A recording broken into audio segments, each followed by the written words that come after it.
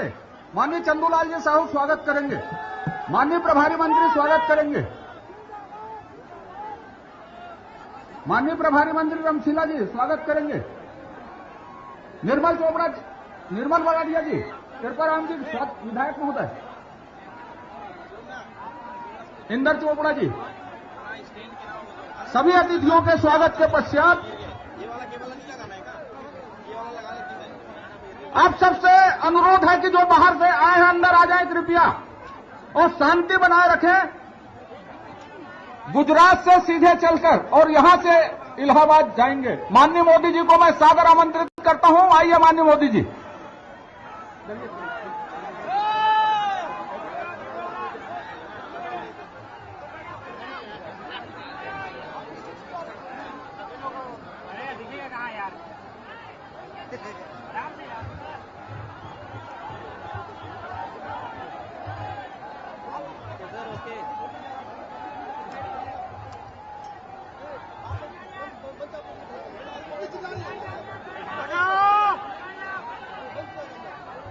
मंच पर विराजमान भारतीय जनता पार्टी के लोकप्रिय उम्मीदवार भाई चंदूलाल साहू जी, मंत्री परिषद के श्री वरिष्ठ सहयोगी श्री अजय चंद्राकर जी, प्रभारी मंत्री जिला धमतरी श्रीमती रामशिला साहू जी, श्री श्रवण मरकाम जी, हमारे पुराने साथी भाई चंद्रशेखर साहू जी, श्री निरंजन सिन्हा जी, डॉक्टर एनपी गुप्ता, निर्मल बरड़िया जी, इंदर चोपड़ा जी, हमारे वरिष्ठ पुराने मार्गदर्शक श्री कृपाराम साहू जी, जिला पंचायत के अध्यक्ष श्री बालाराम जी साहू और विशाल संख्या में पधारे हुए भारत के भाग्य विधाता मेरे भाइयों और बहनों,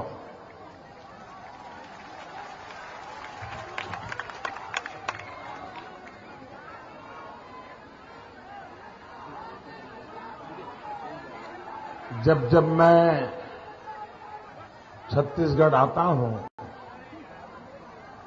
तो स्वाभाविक रूप से मुझे अपनापन महसूस होता है, क्योंकि मुझे बहुत वर्षों तक छत्तीसगढ़ में संगठन के लिए काम करने का सौभाग्य मिला था। इस प्रदेश के हर छोटे मोटे इलाके में मेरा भ्रमण हुआ करता था। यहां के लाखों कार्यकर्ताओं के साथ कंधे से कंधा मिला करके काम करने का मुझे सौभाग्य मिला है। भाइयों बहनों, और इसलिए जब भी छत्तीसगढ़ आता हूं तो मैं अपनापन महसूस करता हूं।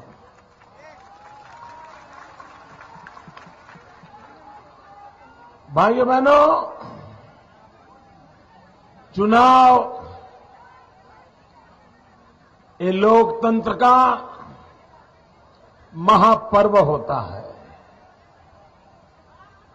चुनाव ये लोक शिक्षा का महापर्व होता है। भाइयों बहनों, हर राजनीतिक दल का दायित्व होता है कि वे चुनाव में मतदाताओं के बीच जाकर के अपनी बात बताएं। अपने काम का हिसाब दें। भाइयों बहनों, अभी अभी छत्तीसगढ़ का विधानसभा का चुनाव हुआ और मैं देख रहा था कि डॉक्टर रमन सिंह और उनके मंत्रिपरिषद के सारे साथी चुनाव के पहले 6-6, 8-8 महीने तक हजारों मील की यात्रा करके गांव-गांव, गली-गली जाकर के लोगों को अपने काम का हिसाब देते थे। जो काम हो गया उसकी भी बात बताते थे, जो हो रहा है उसकी भी बात बताते थे, और जो रह गया उसके संबंध में भी हाथ जोड़ करके क्षमा मांग करके अपनी बात रखते थे। याद है ना भाइयों, रखते थे कि नहीं? ऐसे नहीं, जरा बोलो तो। लेकिन भाइयों बहनों, ये दिल्ली सरकार का चुनाव है। आप मुझे बताइए, दिल्ली सरकार का काम का हिसाब कांग्रेस ने देना चाहिए कि नहीं देना चाहिए? मैडम सोनिया जी ने हिसाब देना चाहिए कि नहीं देना चाहिए? शहजादे जी ने हिसाब देना चाहिए कि नहीं देना चाहिए? यहां के उनके चक्के बक्कों ने जवाब देना चाहिए कि नहीं देना चाहिए? जवाब देते हैं? जवाब देते हैं? मैं तो हैरान हूं, सरकार वो चला रहे हैं,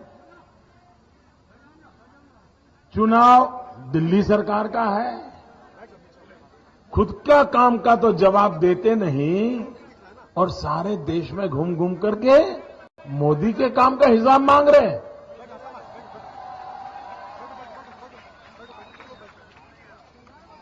भाइयों बहनों, लोकतंत्र में जो सत्ता में है उनकी विशेष जिम्मेवारी होती है कि वो अपने काम का हिसाब दे, पल पल का हिसाब दे, पाई पाई का हिसाब दे।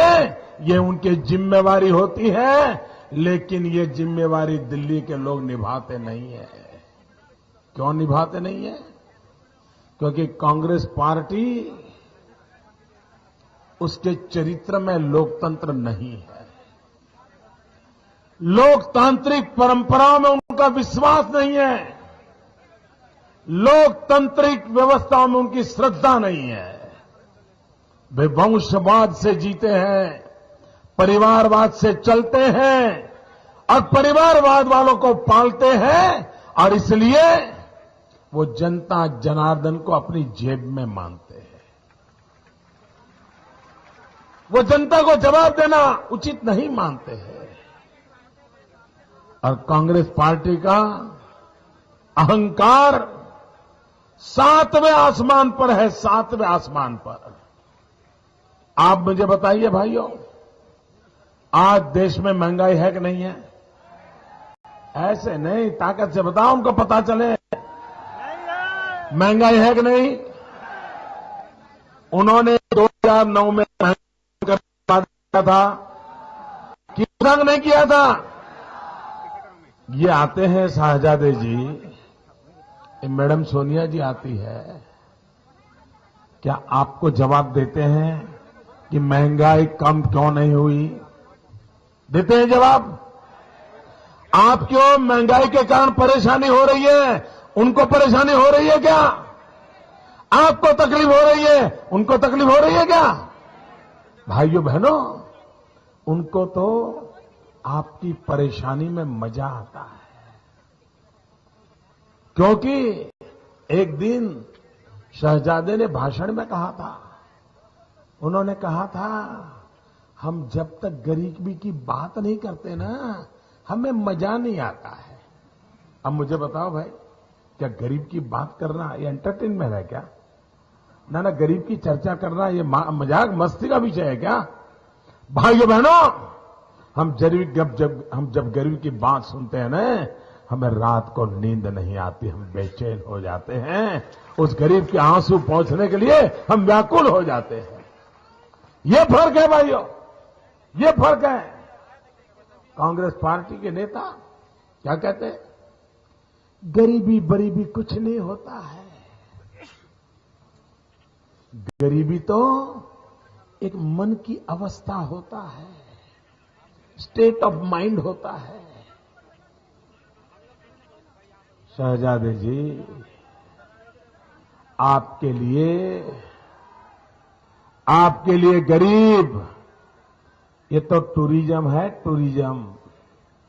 जैसे लोग ताजमहल देखने के लिए जाते हैं ना, वैसे आप गरीब के घर फोटो निकलवाने के लिए जाते हो। आप गरीब के घर जाते हो तो सारे टीवी मीडिया वालों को लेकर के जाते हो।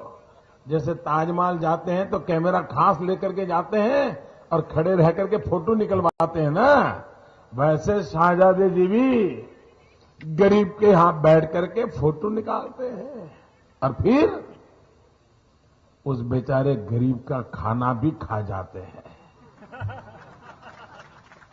उनके लिए गरीबी टूरिज्म है। उन्होंने गरीबी देखी नहीं भाइयों। जो सोने की चम्मच लेकर के पैदा हुए, उन्हें गरीबी क्या होती है इसका कहां पता चलेगा। रात को भूखे पेट सोना पड़े तो बच्चे कैसे चिक चिक करके रोते हैं, ये शहजादे जी को कहां पता चलेगा। भाइयों बहनों, हमने तो गरीबी में जन्म लिया है, हम तो गरीबी में पले हैं, गरीबी में पड़े हैं। हमें पता है गरीब के दर्द क्या होते हैं, गरीब की वेदना क्या होती है।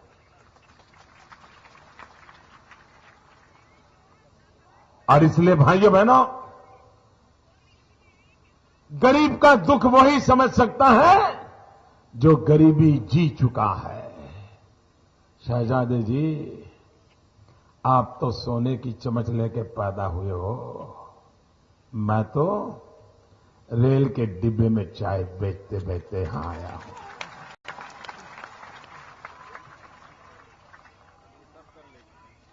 और इसलिए भाइयों बहनों, आप कांग्रेस पार्टी से कोई अपेक्षा मत कीजिए कि वो कभी भी आपका भला करेंगे। अगर उनको भला करना होता, इस देश ने कांग्रेस को इतना समर्थन दिया था, इतना समर्थन दिया था, कोई पूछने वाला नहीं था। कोर्ट कचहरी में भी उनकी सुनवाई नहीं होती थी। मीडिया तो था भी नहीं, बहुत कम था। न कोई राजनीतिक दल थे, न कोई एनजीओ थे। सारा रास्ता उनके लिए खुला पड़ा था। संसद में, विधानसभाओं में भी कोई विरोधी नहीं था। इतनी सुविधा होने के बावजूद भी उनको देश का भला करना ये इनकी न प्राथमिकता थी, न इनकी समझ थी। उसी का परिणाम है कि आज देश बर्बाद हो गया। अटल बिहारी वाजपेयी जी के हम आभारी हैं। वाजपेयी जी ने हमें छत्तीसगढ़ दिया, झारखंड दिया, उत्तराखंड दिया। और ये वाजपेयी जी की कार्यशैली देखिए, भारतीय जनता पार्टी की कार्य संस्कृति देखिए। झारखंड बना, झारखंड भी मिठाई बांट रहा था, बिहार भी मिठाई बांट रहा था। छत्तीसगढ़ बना, छत्तीसगढ़ भी मिठाई बांट रहा था, मध्य प्रदेश भी बिहार मिठाई बांट रहा था। उत्तराखंड बना, उत्तराखंड भी मिठाई बांट रहा था, उत्तर प्रदेश भी मिठाई बांट रहा था। लेकिन तोड़ो और राज करो, ये कांग्रेस का मंत्र देखो। उन्होंने एक तेलंगाना बनाया, एक तेलंगाना, लहू तेलंगाना भी बहा, लहू सीमांध्र में भी बहा। आज भी सीमांध्र आंध्र रो रहा है, आज भी तेलंगाना के चेहरे पर मुस्कान नहीं है। ये समाज को बांटने वाली पार्टी है भाइयों, समाज के टुकड़े करने वाली पार्टी है। ऐसे लोगों से देश का भला नहीं होगा।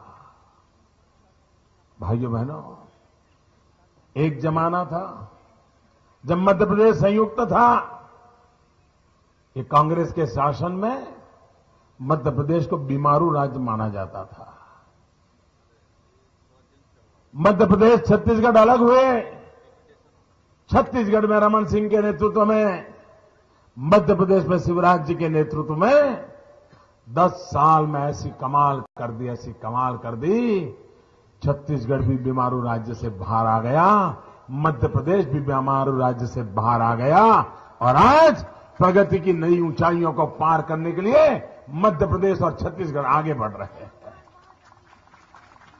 भाइयों बहनों, अगर हम बीमारू राज्य को बीमारू में से बाहर निकाल सकते हैं, और अटल जी ने जब छत्तीसगढ़ बनाया तो शुरू में कारोबार किनके पास था भाई? जब नया छत्तीसगढ़ बना तो यहां के महाराजा कौन थे? जोर जुलम कितना कर रहे थे? आज भी मैं उस समय यहां काम करता था, मुझे मालूम है हमारे कार्यकर्ताओं की उन्होंने जो पिटाई की थी, सैकड़ों कार्यकर्ताओं को 6-6 महीने तक अस्पताल में रहना पड़ा था। ऐसा जुल्मी शासन मैंने पहले कभी नहीं देखा था। भाइयों बहनों, लोकतंत्र में जनता को अपनी आवाज उठाने का अधिकार होता है, लेकिन ऐसे शासक छत्तीसगढ़ ने देखे आरंभ में, जो जनता की आवाज को दबाते थे, गला घोंटते थे और जुल्म करते थे, निर्दोषों को तबाह करने का पाप करते थे। क्या भाइयों बहनों, ऐसे लोगों को फिर से मौका देना चाहते हो? ऐसे लोगों को अवसर देना चाहते हो? मैं तो हैरान हूं, ये अजीत जोगी के पास कुछ तो रहस्य है ऐसा लगता है, पक्का। क्योंकि इतनी बार हार रहा है, हर प्रकार की पार्टी की तबाही हो चुकी है, उनकी पार्टी टुकड़े टुकड़ों में बंट चुकी है, उसके बावजूद भी मैडम सोनिया जी को इनके बिना चलता नहीं है। वो मना करे, मैं तो बोले भजन करने वाला हूं, तो भी कहते नहीं आ जाओ। वो कहता है मैं तो रिटायर्ड हो जाऊंगा, तो भी कहते आ जाओ। इसके पास इस परिवार का कोई रहस्य है जिसके दिल्ली वाला परिवार डरता रहता है इससे। ये खोजना पड़ेगा भैया। एक बार 16 मई को परिणाम आ जाएगा ना, फिर सब कच्चे चिट्ठे खुलने वाले हैं। भाइयों बहनों, चंदूलाल साहू धरती का कार्यकर्ता है, मेरा पुराना साथी है। आपके सुख में सुखी, आपके दुख में दुखी, आपकी भलाई के लिए जीने मरने वाला हमारा जुझारू और अति नम्र कार्यकर्ता है। भाइयों बहनों, इस इलाके की सेवा के लिए तुंड मिजाजी लोगों की जरूरत नहीं है, नम्र विवेकी आपकी सेवा में लगे रहने वाले व्यक्ति की जरूरत है। और भाइयों बहनों, अब दिल्ली में भाजपा की सरकार बनने वाली है। आप चाहते हैं कि आपके इलाके में दिल्ली सरकार से फायदा हो। आप चाहते हैं कि आपके लोकसभा क्षेत्र में दिल्ली से जो सरकार नई बने वो फायदा पहुंचाए, वो आप चाहते हैं?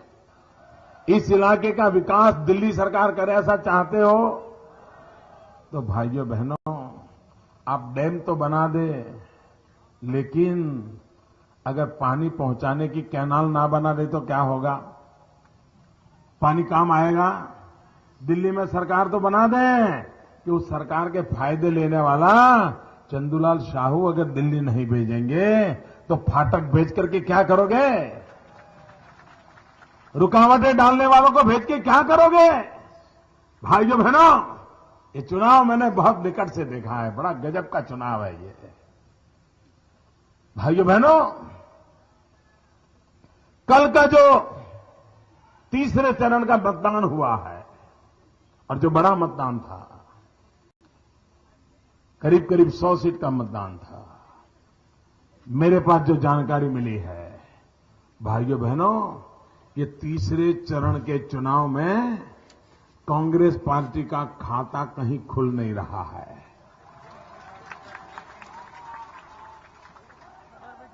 और भाइयों बहनों, ये चुनाव ऐसा है जिसमें देश में कई राज्य ऐसे होंगे जहां कांग्रेस का खाता नहीं खुलेगा। ये चुनाव ऐसे हैं, कुछ राज्य ऐसे होंगे जहां पर सारे देश में एक भी राज्य ऐसा नहीं होगा, भाइयों, एक भी राज्य ऐसा नहीं होगा कांग्रेस पास जहां कांग्रेस 2 आंकड़ों को छू सके, 2 आंकड़ों को छू सके। 2 आंकड़े तक पहुंचना किसी भी राज्य में इस बार कांग्रेस के लिए मुश्किल हो गया है। और पूरे देश में 3 आंकड़े देखने का सपना अब कांग्रेस का चूर चूर हो चुका है।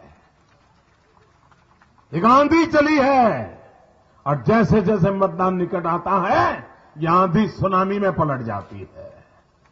और इसलिए भाइयों बहनों, नौजवानों का भविष्य बदलने के लिए किसानों को विकास की नई ऊंचाइयों को पार करने के लिए अवसर मिलना चाहिए। खेती में आधुनिक टेक्नोलॉजी मिलनी चाहिए। किसान जो फसल पैदा करता है उसको पूरा दाम मिलना चाहिए।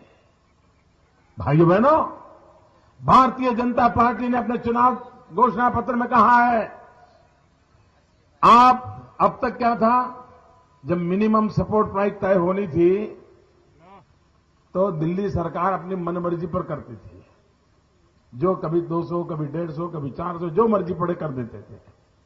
हमने घोषणा पत्र में कहा था ये मनमर्जी से काम नहीं होगा, पहले हिसाब किताब लगाया जाएगा कि किसान को बीज का खर्चा कितना हुआ, पानी का कितना हुआ, बिजली का कितना हुआ, फर्टिलाइजर का कितना हुआ, दवाई का कितना हुआ, उसको खेती करने में कितनी लागत आई। उसके उपरांत 50% मुनाफा जोड़ करके उसकी मिनिमम सपोर्ट प्राइस तय होगी, ताकि अब किसान को कोई लूट नहीं पाएगा। अब किसान को मौत के गोद में बैठने की नौबत नहीं आएगी, आत्महत्या करने की नौबत नहीं आएगी। ये संकल्प लेकर के हम काम कर रहे हैं। भाइयों बहनों, अटल बिहारी वाजपेयी पहले प्रधानमंत्री थे जिन्होंने आदिवासियों के लिए अलग मंत्रालय बनाया था। वो आदिवासियों का कल्याण हो, गरीबों का कल्याण हो, दलितों का कल्याण हो, शोषित पीड़ितों का कल्याण हो, ये भारतीय जनता पार्टी का मकसद है। हमारी माताएं बहनें विकास में हिस्सेदार बने, सम्मान रूप जीने का उनको अवसर मिले, उनको सुरक्षा मिले। मैडम सोनिया जी, आपके नाक के नीचे दिल्ली का क्या हाल है?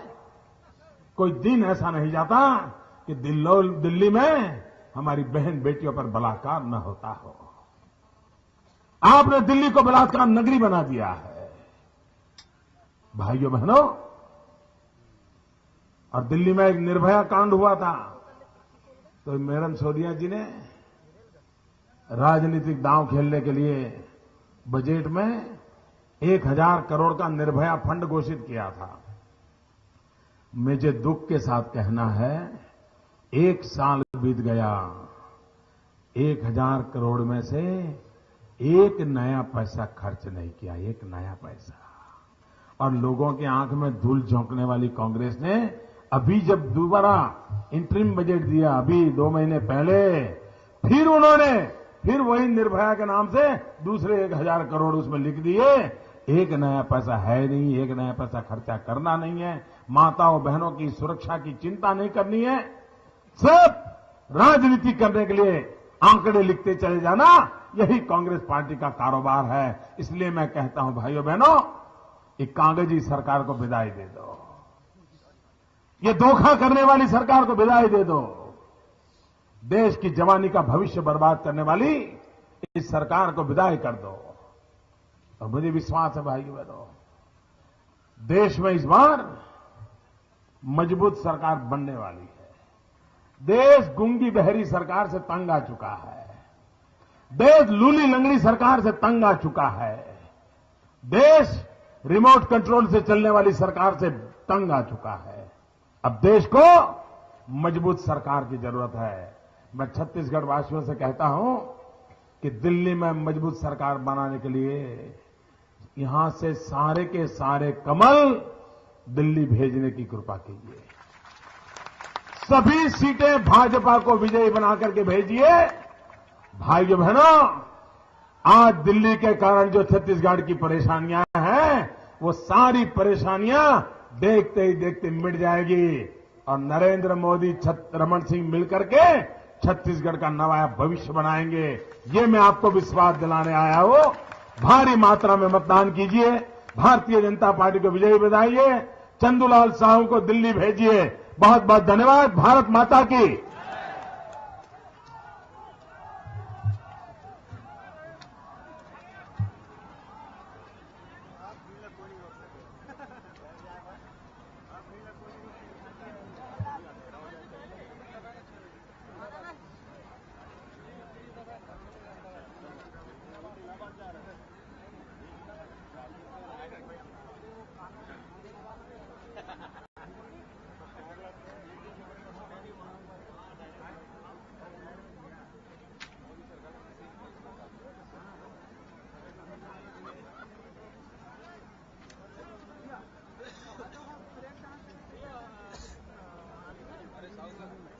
भारतीय जनता पार्टी ने बहुत किया अत्याचार, अब की बात नहीं।